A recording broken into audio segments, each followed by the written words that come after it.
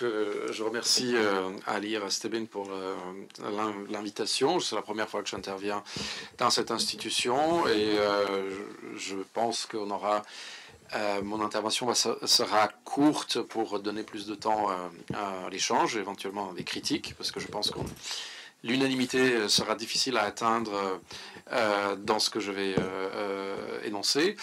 Moi, je reste convaincu que l'Union européenne doit jouer un rôle important. L'Union européenne est loin d'être parfaite, évidemment, mais nous sommes européens et il est absolument pas... on ne doit pas rougir d'avoir des intérêts géopolitiques quand on est européen. L'Europe géopolitique gagne du terrain, non sans grâce à la Russie et à sa guerre contre l'Ukraine. On a mis beaucoup de temps à se réveiller, à passer du monde naïf où on pensait que la coopération économique et énergétique apporterait de la paix. Nous avons une guerre majeure sur le territoire européen et il est temps d'agir comme on agit dans la guerre. Je ne plaide pas pour une intervention militaire sur le terrain, mais il me paraît absolument capital que l'Union européenne continue à aider l'Ukraine dans cette guerre, parce que c'est également notre guerre et beaucoup de choses sont en jeu pour le continent européen, sans parler de la région au sens plus large. Alors, je pense que cette guerre a apporté des changements, est en train d'apporter des changements tectoniques, comme on dit, dans la région, sur le continent européen. On voit des évolutions majeures dans l'attitude des puissances occidentales vis-à-vis de la Russie. On voit les sanctions sans précédent, on voit l'aide également militaire, économique, financière, humanitaire à l'Ukraine qui est également sans précédent. Je pense que c'est arrivé trop tard, on a perdu beaucoup de temps, on a perdu du temps après la guerre en Géorgie 2008, après la première guerre en Ukraine 2014. Toutes ces guerres et cette attitude, disons, révisionniste de la Russie n'a pas été prise au sérieux. En tout cas, les Européens étaient trop passifs dans ces réactions. On a vu notamment Nord Stream 2 voir le jour après l'annexion de la Crimée et l'intervention de la Russie déjà sur le territoire de l'Est de l'Ukraine, notamment dans le Donbass. Tout ça, c'était des erreurs qui nous ont coûté très cher et qui continuent de nous coûter très cher aujourd'hui. Mais il y a des changements. Il y a des changements. Est-ce que c'est suffisant ou pas? C'est un autre débat. Moi, je pense que c'est peut-être pas suffisant. Il y a des changements dans les positionnements des pays de la région vis-à-vis de la Russie et de l'Ukraine. Quand je parle des pays de la région, je parle des pays, de trois pays, j'en parlerai beaucoup plus tout à l'heure, mais aussi des autres pays anciennement membres de ancienne République de l'Union soviétique, les membres de la CEI. On voit le comportement différent des pays de l'Asie centrale. L'Arménie, qui a pendant très longtemps été dans une situation de dépendance très forte vis-à-vis de la Russie, tente de diversifier sa politique extérieure dans un contexte extrêmement difficile de défaite militaire. Et je ne pense pas que le rôle ou l'influence de la Russie a augmenté depuis cette guerre, depuis le début de cette guerre. C'est plutôt le contraire. On voit également la Turquie prendre beaucoup plus de poids, et particulièrement dans le Caucase du Sud, mais aussi en Asie centrale. Cette Turquie qui continue en parallèle d'avoir des relations assez tendues avec les puissances occidentales, un dialogue vigoureux, comme on dit, tout en restant membre de l'OTAN, mais le rapport de force entre la Turquie et la Russie, donc il y a une partie des questions où il y a une entente, une autre partie des questions où il y a une franche rivalité, et le poids relatif de ces deux pays dans la région de la mer Noire et dans la région du Caucase change plutôt en faveur de la Turquie qu'en faveur de la Russie. On voit également des changements par rapport à l'attitude des États-Unis, etc., mais peut-être pas d'Israël, on a évoqué plusieurs fois, mais c'est peut-être pas, ça ne sera pas l'objet principal de mon intervention. L'Union européenne, j'ai évoqué tout à l'heure, la question de l'élargissement est revenue sur la scène. C'est une question qui, il y a 10 ans, 15 ans, ou même il y a 5 ans, était extrêmement impopulaire. On disait, oh là là, on a trop élargi, on a intégré des pays qui n'étaient pas prêts, en parlant surtout certains pays de l'Europe de l'Est, des pays des Balkans, comme la Bulgarie, la Roumanie. Ces pays sont encore corrompus. La Hongrie a des problèmes sérieux avec la démocratie. Et on doit arrêter cet élargissement, enfin, cette tendance à élargir. Bon, depuis la guerre en Ukraine, enfin, la guerre était déjà là depuis 2014, mais donc cette nouvelle guerre à plus grande échelle, l'Union européenne remet sur la table la question de l'élargissement. Et il s'agit d'un grand changement dans les mentalités, dans la vision politique extérieure de l'Union européenne, de remettre cette question cette question devient d'actualité. Ce sera un élargissement géopolitique avant tout. Vous savez qu'il y a le débat entre élargissement, une fois toutes les conditions sont remplies, économiques notamment, d'approximation en termes de législation, etc., ou un autre type d'élargissement où les questions géopolitiques priment. Là, très clairement, cette question géopolitique a primé parce que l'Ukraine et la Moldavie ont été gratifiées non seulement du statut de candidat, c'était déjà l'année dernière, mais aussi ces deux pays commencent les négociations d'adhésion très vite cette année. La Géorgie, péniblement, mais a avancé, a obtenu le statut de candidat. Et si tout va bien, d'ici un an, on pourrait également, avec des conditions, commencer à négocier l'adhésion avec l'Union européenne. Donc tout ça, c'est quand même des conséquences de cette guerre. Je pense qu'avant cette guerre, c'était impensable. Et la question quand on évoquait cette question à Bruxelles, c'était attention, non, ça prendra des années. On a encore les Balkans occidentaux qui sont là, qui sont candidats depuis des années. La Serbie qui a commencé les négociations il y a 7-8 ans.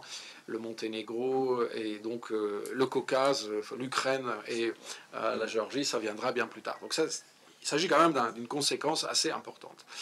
Maintenant, je vais plus particulièrement parler des 3 pays du Sud-Caucase, un par un, et leurs attitudes vis-à-vis de l'Ukraine, de la guerre, pardon, de la guerre en Ukraine, et des conséquences.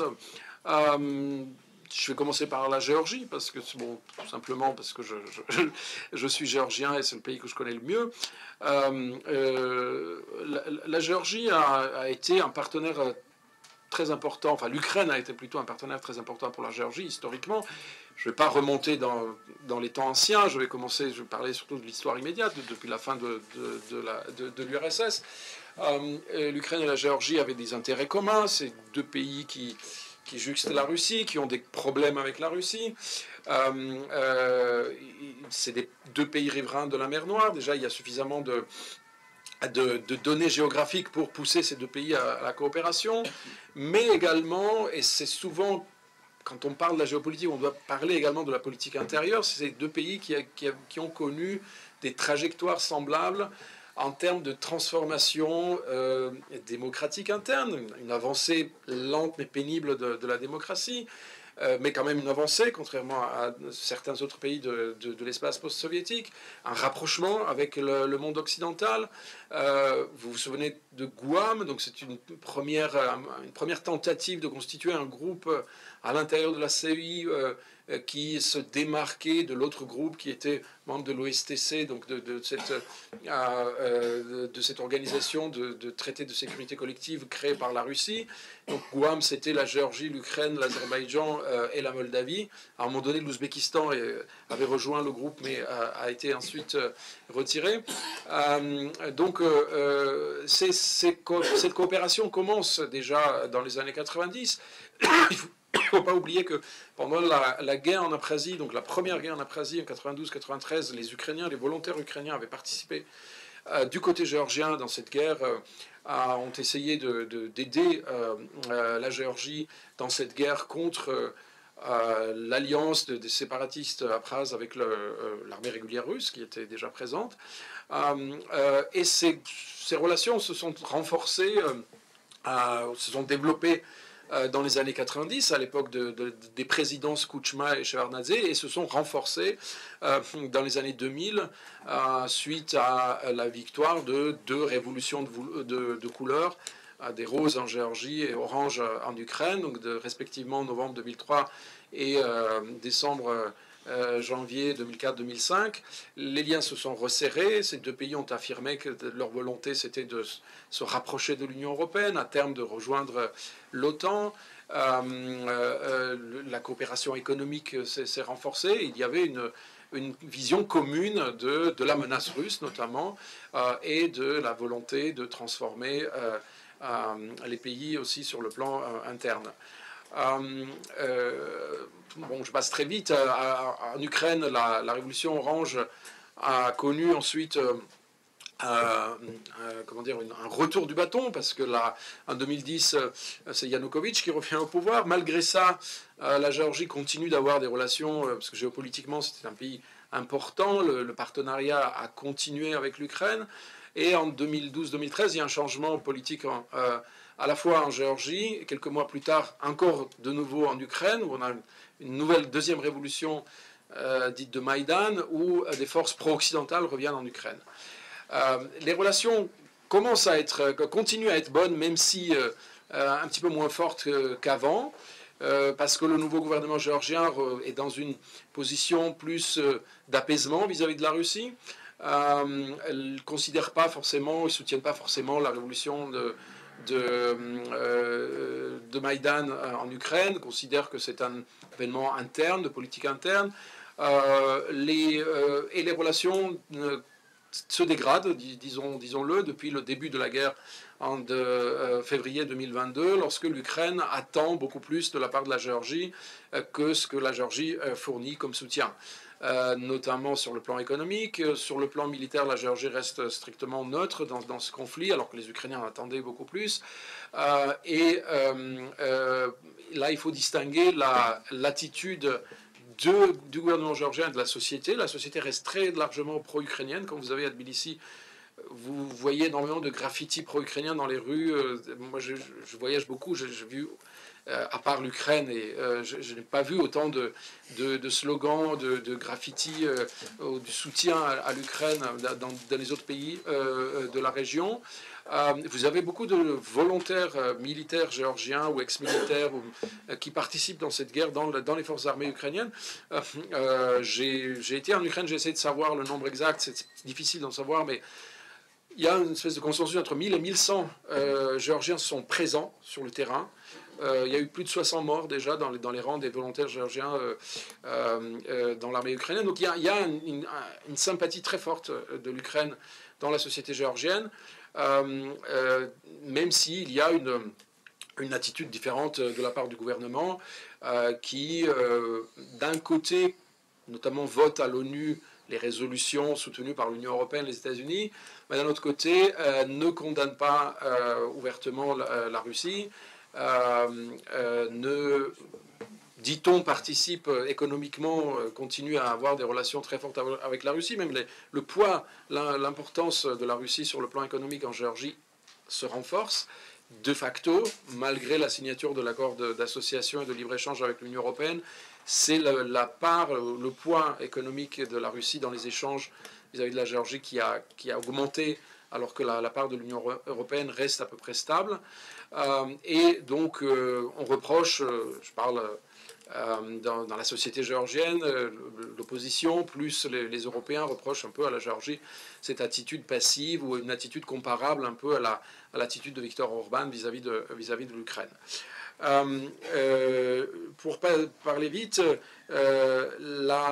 l'attitude de l'Arménie et de l'Azerbaïdjan vis-à-vis de l'Ukraine c'est différent.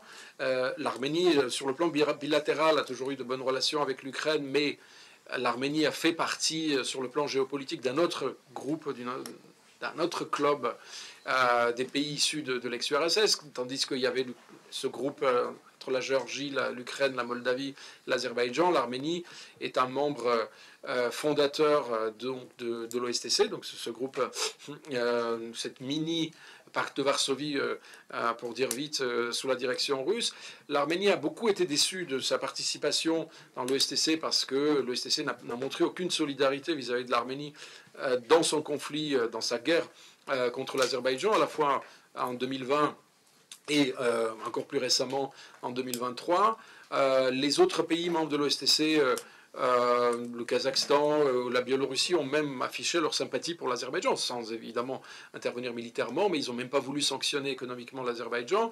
Et la Russie, qui est le membre le plus important de ce groupe, n'a pas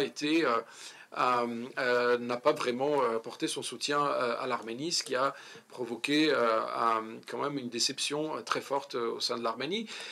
La société arménienne est un peu partagée vis-à-vis de ce conflit en Ukraine parce que l'Ukraine, de son côté, a toujours soutenu le principe de l'intégrité territoriale. Donc, de facto, dans le conflit Arménie-Azerbaïdjan, à l'ONU et dans d'autres instances internationales, l'Ukraine soutenait toujours l'Azerbaïdjan parce que le principe de l'intégrité territoriale, l'Ukraine elle-même est menacée donc, par la Russie, donc par le dépeçage de son territoire, donc forcément il y avait une solidarité entre l'Ukraine et l'Azerbaïdjan sur cette question, ce qui provoquait un mécontentement de l'Arménie. Et encore aujourd'hui, on voit que la société, les attitudes arméniennes vis-à-vis de l'Ukraine sont partagées. Une nouvelle génération pro-européenne ou pro-Premier ministre Pachinian serait plutôt sympathique à la cause ukrainienne.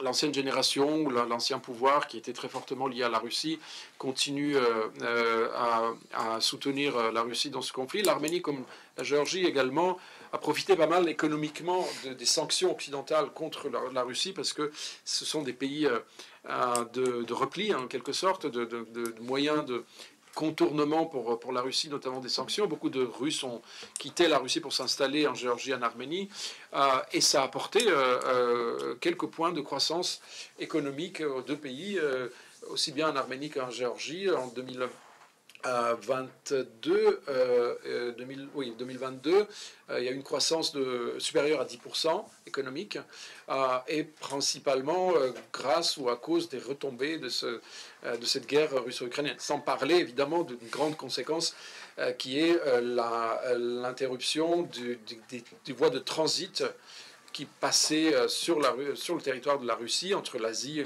principalement la Chine et l'Europe, et donc de plus en plus de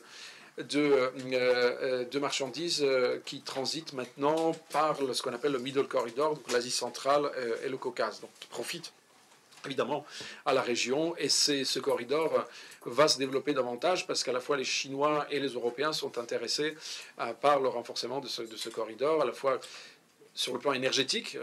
J'ai oublié de mentionner que le grand changement aussi pour l'Europe, c'est la diminution, voire la disparition quasi totale des importations directes, précisons-le, de l'énergie russe sur les marchés européens, et l'augmentation du poids de l'Azerbaïdjan, de l'Asie centrale et bien d'autres pays extérieurs de la région. Donc, maintenant, en ce qui concerne l'Azerbaïdjan, j'ai évoqué donc, ces soutiens du même principe du droit international que l'Ukraine, de l'intégrité territoriale. L'Azerbaïdjan tente en même temps de conserver de bonnes relations avec la Russie. La Russie tient beaucoup compte du poids de l'Azerbaïdjan dans la région. Le fait que la Russie est restée passive dans cette guerre de 2020 entre son allié historique, l'Arménie, et l'Azerbaïdjan, montre que la Russie tient compte du poids de l'Azerbaïdjan, mais aussi de l'alliance de ce tandem Turquie-Azerbaïdjan qui pèse de plus en plus dans la région et qui pèse aussi sur la Russie. On ne peut pas ignorer le fait que maintenant, surtout dans ces conditions d'embargo ou de sanctions occidentales vis-à-vis de la Russie, la Turquie commence à être extrêmement importante pour la Russie, ne serait-ce que si vous voulez aller en Russie en avion, vous êtes obligé de faire un grand détour et survoler le territoire turc et non plus le territoire européen pour vous rendre en Russie. Donc la Turquie est tellement indispensable pour la Russie et son allié azerbaïdjanais que la Russie ne peut pas faire grand-chose. On a vu en 2020, on a beaucoup discuté des accords de novembre 2020 entre l'Azerbaïdjan et l'Arménie. On disait que c'est une grande victoire russe parce que ça a été signé sous les auspices de Vladimir Poutine. Et aussi, ça donnait, les Russes avaient obtenu la présence militaire dans la région du Karabakh. Qu'en est-il de cette présence maintenant? C'est fini. Hein. Et l'influence de la Russie sur l'Azerbaïdjan a nettement diminué après cette victoire totale maintenant de l'Azerbaïdjan. La Turquie et l'Azerbaïdjan ensemble. La Russie essaie de garder bonne mine, hein, tout en ayant un jeu de cartes assez mauvais dans la région, mais son influence a très clairement diminué d'après ce que je constate, notamment en Azerbaïdjan, est en train de diminuer en Arménie.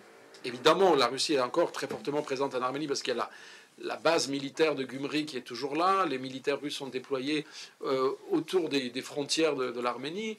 Le poids économique de la Russie en Arménie est également très fort parce que dans les années 90, la Russie a obtenu, contre souvent un dollar symbolique, le contrôle des entreprises arméniennes très importantes, notamment en infrastructure, notamment des entreprises de transport, d'énergie, qui avaient des telles dettes énergétiques vis-à-vis de la Russie que la Russie obtenait, contre l'effacement de la dette énergétique de l'Arménie, obtenait gratuitement des entreprises stratégiques arméniennes. Donc la Russie est toujours très présente en Arménie, même si ses comportements, ses agissements des dernières années ont poussé les Arméniens d'essayer de diversifier leur politique étrangère, tant bien que mal. L'Arménie essaye de se rapprocher de l'Union européenne. Ils n'ont pas pu signer l'accord d'association tel que la Géorgie ou l'accord de libre-échange tel que la Géorgie, mais ils ont signé une sorte d'accord d'association bis, un peu plus modeste avec l'Union européenne. Maintenant, on parle, l'Union européenne réfléchit comment proposer une sorte de, sans aller jusqu'au statut de candidat encore, mais un statut peut-être ou une perspective européenne, ça reste très vague, à l'Arménie pour motiver davantage les Arméniens à vouloir se rapprocher de l'Union européenne. Tout ça, ce sont des conséquences de cette guerre russo-ukrainienne dans la région. J'ai déjà parlé, je pense, le temps qui m'était imparti, mais voilà, plus que le temps, mais je serais ravi de répondre également à vos questions. Merci. Merci beaucoup.